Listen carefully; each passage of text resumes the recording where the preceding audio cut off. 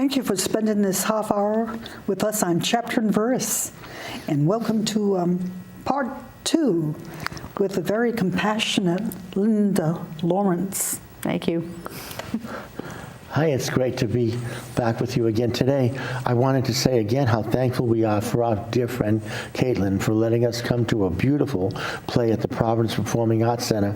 It was called The Curious Incident of the Dog in the Nighttime. And it was about, I think it was about an autistic child who was a savant. We'll talk about that in just a second. But it was a story about love. It's a love story. And it's so nice to have a love story around once in a while with all the other stuff which is around us.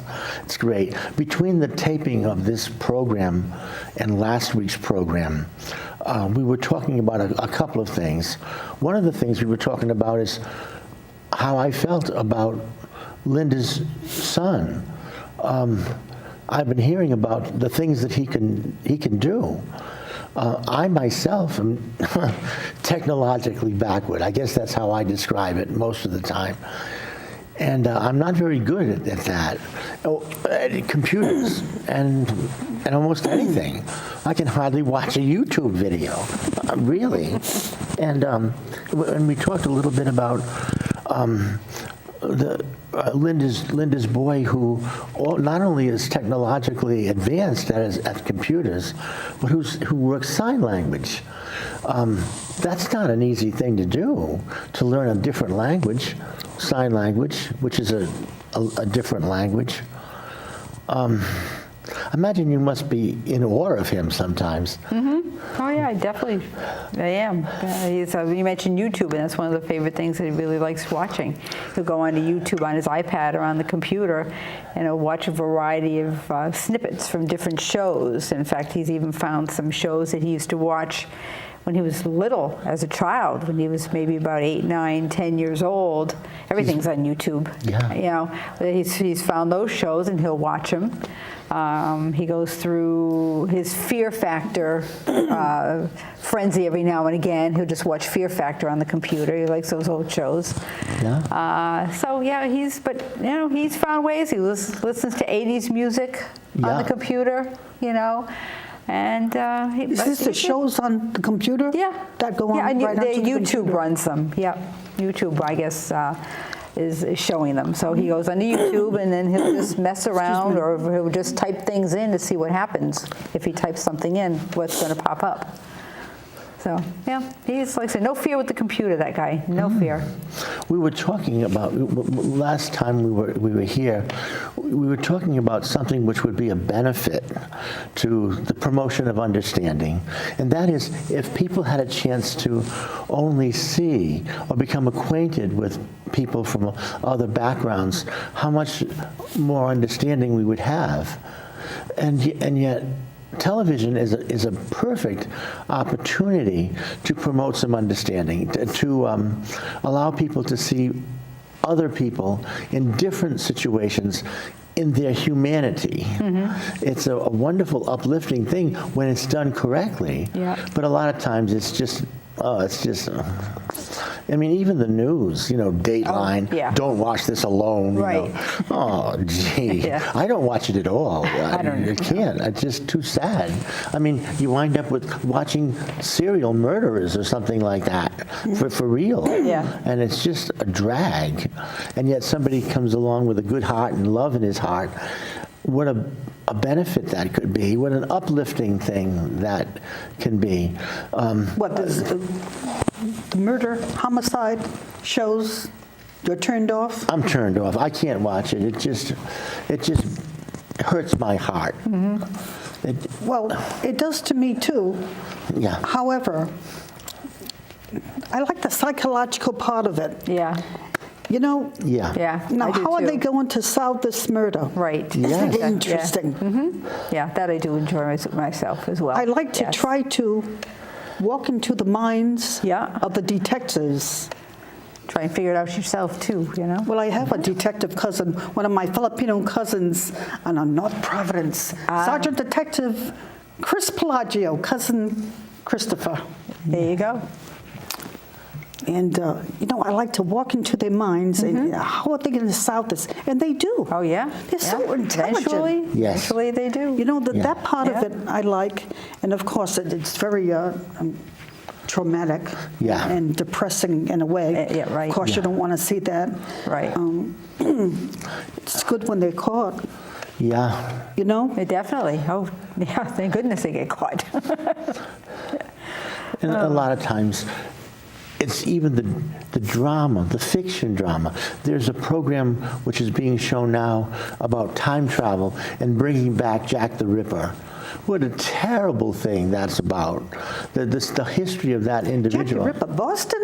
What's it? No, London. London. London. Oh, London. Yeah. Yes. The Boston Strangler, I'm Oh, thinking. yeah. Right, the Boston Strangler, right. Oh, Yeah, London, yes, yeah. yes. And yet it's Yes. wonderful when Caitlin gives us a chance to see the curious incident of the dog in the nighttime.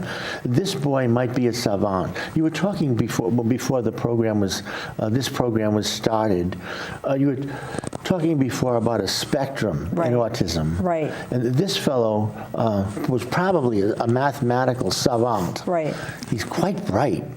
Solving Yeah, the higher end of the it. equations, which are definitely beyond me. Well, like the story of Rain Man with Rain Dustin Man. Hoffman. He was autistic in a way, but he was more on the savant. Yeah. Yes. Yeah. That was on last night. Oh, was it? HBO. Who was I can't think of the actors' names. Dustin Hoffman. Right. Tom Cruise. And Tom Cruise. Tom Cruise, yeah. Remember the Rain Man? Yeah. The Rain Man? I'm not familiar with that movie. No. It's a movie about. What was that about? Well, you tell us. Well, I know, I I've can heard of remember. it. It's been a long time, but I can just remember Tom Cruise and Dustin Hoffman were brothers, if I'm not mistaken. And Tom Cruise got his brother out of a hospital, probably maybe it was, I don't know if it was a mental institution or whatever, because he could basically. Let's say they used matches, I think it was in the movie. If you dropped matches or something on the floor, Dustin Hoffman's character could just look at the floor and know exactly the number of matches that fell on the floor. If I remember, again, if I remember correctly, it's been a long time since I've seen it. So Tom Cruise got this idea that, well, if he can do something like that, he can count cards. And I think he tried him to see, let's play some blackjack or some type of card game, and let's see if Hoffman's character could figure out what cards were in play, what cards were being held aside, what the dealer had, and then since Dustin Hoffman's character could count cards, they decided to go to Las Vegas and try and make some money on it. So it's kind of the story about Tom Cruise using his brother for not a very good reason. But How did it work out? I don't forgot. remember. I think it was. I think it's okay. Basically, I think, although I can't remember it being a really bad ending. I don't think it was happy ending either. But I don't. To be honest with you, I don't even remember how it ended. It's been a long time since I've seen that movie. Well, I'm just thankful that Caitlin gave us a chance to see a story about love. The thing about this play that surprised me, I mentioned this before, there might be some people in the audience who are familiar with the play and who didn't hear us last week. But one of the interesting things about the play that we saw, the curious incident of the dog in the nighttime, was that it was a love story. And the thing about it which surprised me is that the audience supplied the love. We're the ones who supplied the love. The poor child was, well, he was pathetic. He was driven and out of his element and not sociable, but the world wasn't embracing him in a way which he could understand and agree and accept. So sometimes he wound up on his knees with his head right towards his knees, totally. What do they say? That's a fetal position? Yeah, fetal position. Yes. He was defeated. Life sometimes defeated him completely.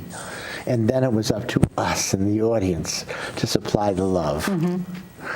That's neat. It really is. Yeah. And they were quite a group of actors. Yeah. Yeah. Have you been to Providence Performing Arts Oh, it's been a recently? while. Not recently. No, it's been a It's few like an years. opera house, isn't I it? know, it's really pretty. I have to inside. look up It's at the gorgeous. ceiling. It's That gorgeous exquisite inside. ceiling. Yeah.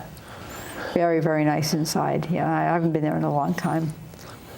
There's a news flash. Elvis Costello is coming now. Oh, really? It's just been announced today. Ah. James Taylor was there years ago. I love James Taylor. He liked it. Yeah. You know, at the in there, and Jackson Browne was there in the past. Oh, yeah. I saw quite a few concerts growing up in Providence Performing Arts Center. A lot of good ones. Yeah, a lot of good ones. Yeah. So. Does your children enjoy concerts? Again, we used to take them to more when they were little. As they got older, they didn't really want to do that much anymore. Yeah, they get older, they don't want to hang out with mom and dad. You know. Yeah. We're kind of, So, you know. but like I said, vacation or going out to eat, they all still like. And, How did we so- get so dispensable? I don't know, but that's their job, I guess, to kind of move away from us, you know, and not be so dependent on mom and dad. Who's this now? Your Any of the biological? kids. Yeah, any of the kids. Any of your kids, you know. Yeah, you've got to move along on your own, you know. One of these days, we're not going to be here. You got I know. to take care of yourself. Oh, yes. One of my So children. life goes on. Yeah. One of my children, Yeah. Jadeem was talking. One of my children was talking to another one of my children, and I was listening. I was part of the conversation, and Jadeem turned to one of the others and he said, "Well, we have to be realistic. One day, Dad is going to expire." Expire. That's an interesting word. Yeah. Yeah. Well, it's probably true. I hope it's not soon.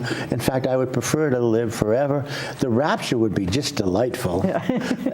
I think about that. I would like that. yeah. Go in rapture There you go. rather than in death. Yep. Yep. Although I know the Lord will be with us. That's right. That's know. right. Yes. And Yes. you you draw gotta- your last breath and Go to a better place. sweep you up into the kingdom of heaven, you know, if you're walking with him. Right. You know. To all your relatives. Going before you. Yeah. Yep. So what is? I would like that. Yeah, me too. Rapture, be taken up in rapture. You too? Yeah. Excellent. I'd like to bring the children with us. Wouldn't it be great to grab the kids too? Got to keep on praying. Got to keep on I praying. know. That's it too. They want to go. You know? I hope they do. I mean, it's sure be more fun than hanging around. Oh, I know, but they don't see it that way right No, now. sometimes no. they don't. No. No, not right now. I love what Jim Dobson said. He has two children, Danae and Ryan. And he put them together, brought them together, and he said to them, "I'm only asking just one thing from you, just one, and that is just be there. That's all. Just be there." What, in heaven? When- Yes. Oh, okay. Yeah. I mentioned that to my son D. And D asked a very good question. He was listening to me, and he said, "Well, Daddy, this is the most important question to ask anyway." He said, "Daddy, what must I do to be saved?" Oh, great wow. What an That's- opening. I know, really. Yeah. Yeah. That may be the most important question in Yeah. life. And Deja. Is he the one in Florida? In Florida, yes. And an elder had helped me with this, an elder from a church. And I was saying, I was in the dumps. And I said to him, "I don't know if I'm going to make it." And he said to me, "Well, look at it. Look at this." He said, Romans 10:9. He said, "Do you confess with your mouth that Jesus is Lord? Do you?" And I said, "Yes, I do." He said, "Do you believe in your heart that God has raised him from the dead? Do you?" I said, "Yes, I do." He said, "Then you are a believer, and it looks like that you shall be saved," is what the Bible says. If you confess with your mouth that Jesus is Lord and believe in your heart that God has raised him from the dead, you shall be saved. Good word, a good word. I took that to my heart. And there was Who's another. this, Deja? Deja asked me about that. I thought it was a wonderful question. Of course, the book of Psalms. Yeah. God Yeah. knows your heart. That's right. Yeah. If there's a true transformation, do you call it? Yes. You will see in the fruits Oh, yeah. of his or her life. Yeah. Yes. Yeah. You know, Yes. so just keep on praying, We keep on praying. Yeah. shining for the Lord ourselves. You know, have to be a good model. I was Yeah. going to say, a good example. Yeah. You know. And we hope Hope. that Jim's words will be felt when we realize that we want to be there. We need to be there. Yeah. After all is said and done, that's the only thing that matters, really. I mean, in the end, that's all we've got. That's it. And it's the beginning of something special and never ending and glorious and special. I mean, to be with Jesus, who is gracious. Don't you love to be around a gracious That would person? be great. That'd be nice. Yeah, it'd Yeah. be really great. Yeah, Yeah. I know.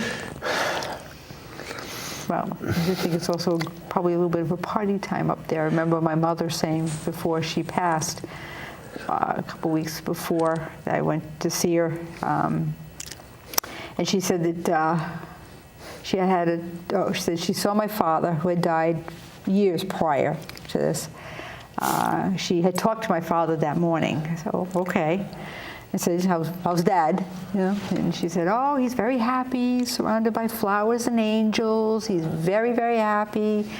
And I said, okay, good. And then she tells me she had to talk with St. Peter that morning.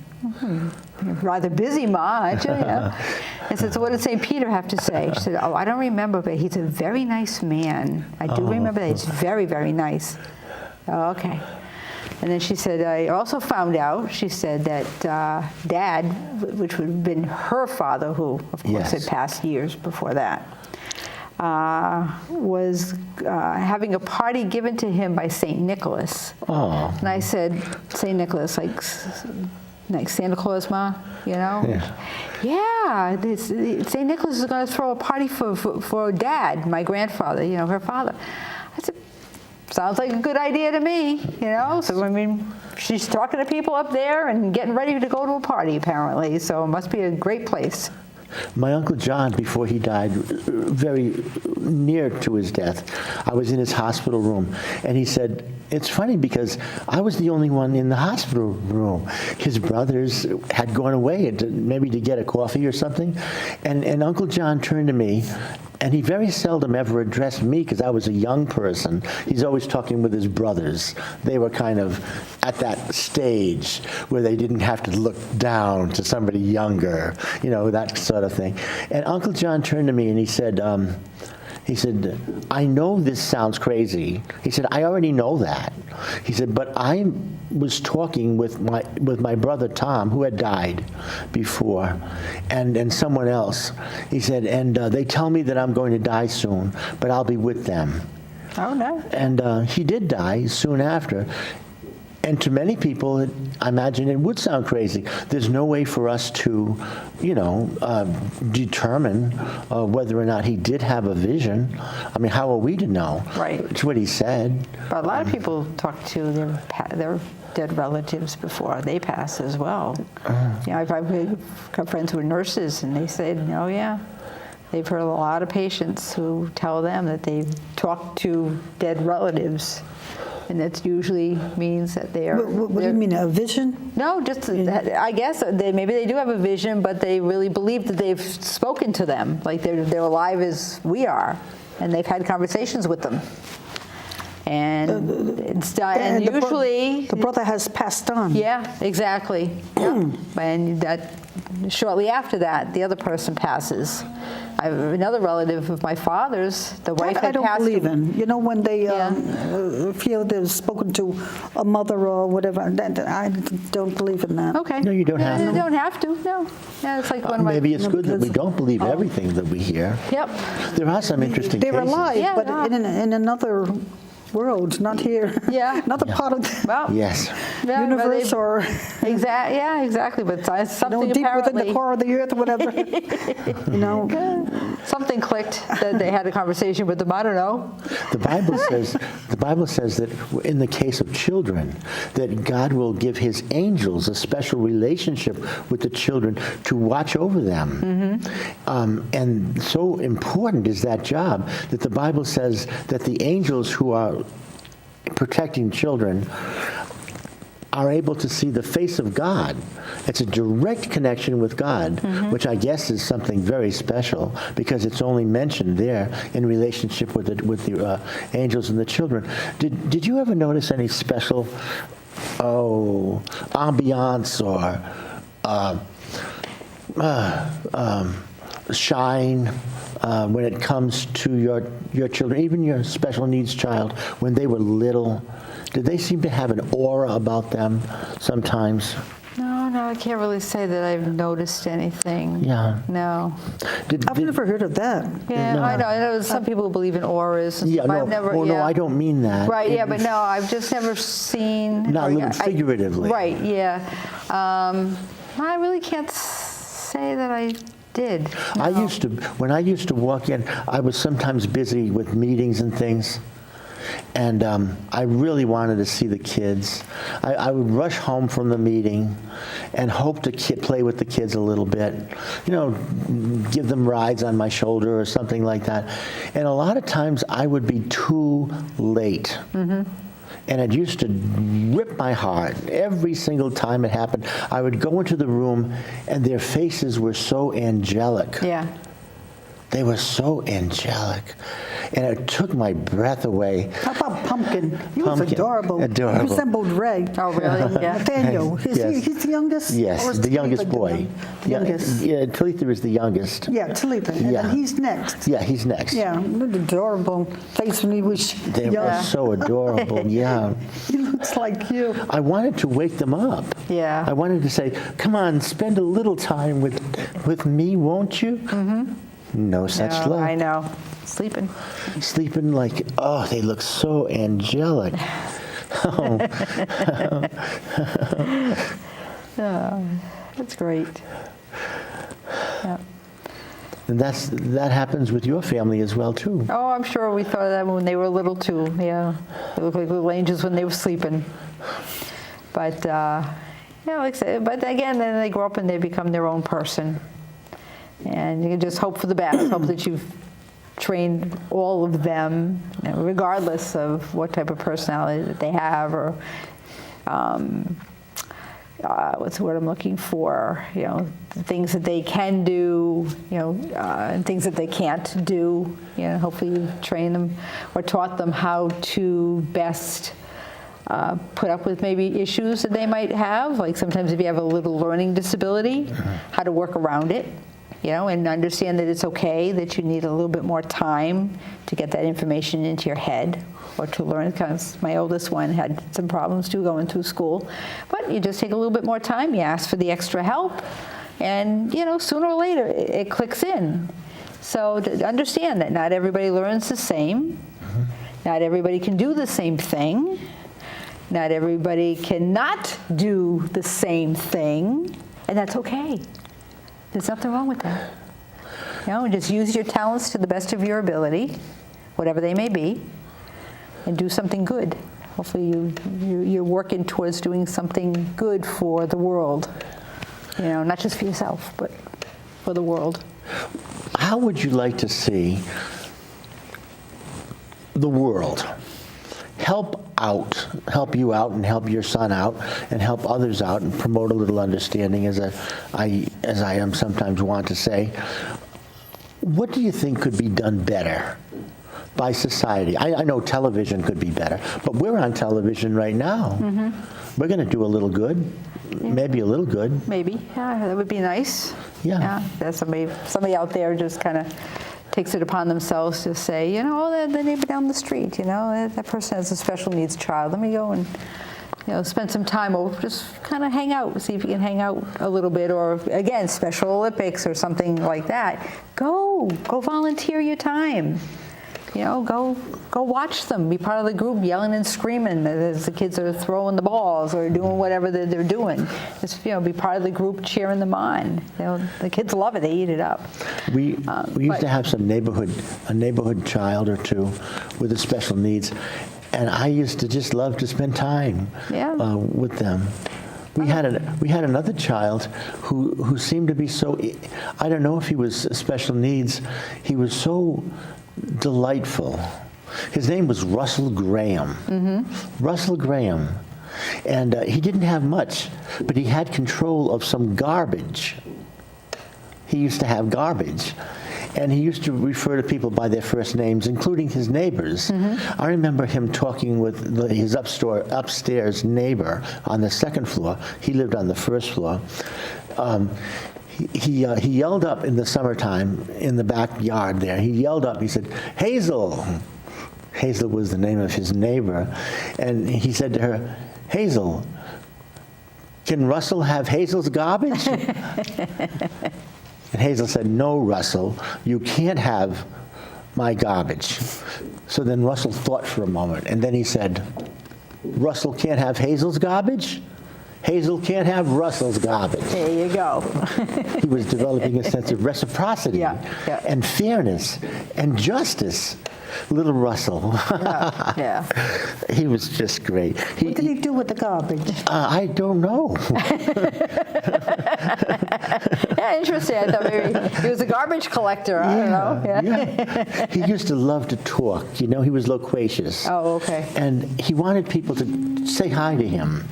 And a lot of people didn't want to because he was so loquacious. Some of the young people, the children, would walk down the street. They'd see Russell and they'd cross the street just so they wouldn't have to talk with Russell. That's sad. Yeah, but I would talk with Russell from time to time, and he would want to talk very badly. When I had to go sometimes, when I had to do something else, he'd say, "No, stay.